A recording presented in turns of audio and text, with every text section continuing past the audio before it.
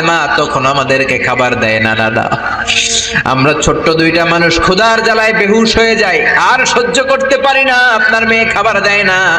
দুপুর হয়ে গেল, দুইজনে কান্নাকাটি করি, আপনার মেয়ে এখন পর্যন্ত আমাদেরকে খাবার দেয় নাই।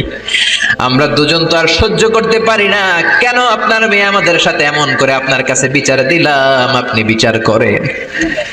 বিশ্বনবী আর কি বিচার করবেন? ধা ধা করে বিশ্বনবী চোখের পানিগুলো ছাড়েন, হুসাইনকে জড়িয়ে ধরলেন, হাসান রে জড়িয়ে ধরলেন, ডেকে বললেন, হাসান রে কাছে আয়। বিশ্বনবী শাম দেশের জুব্বা পরতেন, শাম দেশের জুব্বাটা উপরের দিকে উঠালেন, হাসান রে দেখালেন, এই তো দেখ তোর নানার পেটের মধ্যে 3টা পাথর বাঁধা। একদিন না খেয়ে থাকার কারণে তোদের পেটে এত জ্বালা, এত কষ্ট।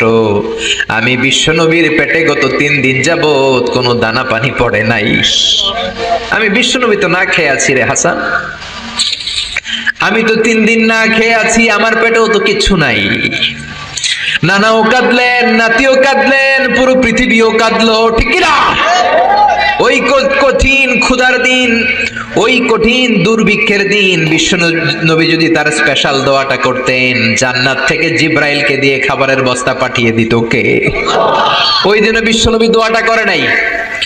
আমার জন্য, আপনার জন্য, আমাদের জন্য দোয়াটা এখনো আসরাডাই।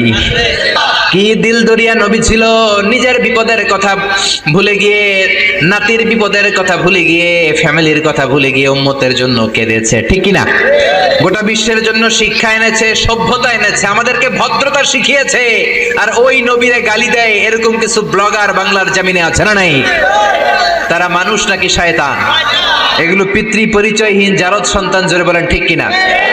দুই জায়গায় কেউ যদি আমাদেরকে ইনসাল্ট করে আমরা সহ্য করতে পারি না। এক হচ্ছে কোরআন, কোরআনকে নিয়ে গালি দিলে আমাদের কলিজায় আগুন আসে না নাই? বিশ্বনবীরে গালি দিলে কলিজায় আগুন ধরে যায়, যদি না ধরে চিল্লা এখন ঠিক কিনা?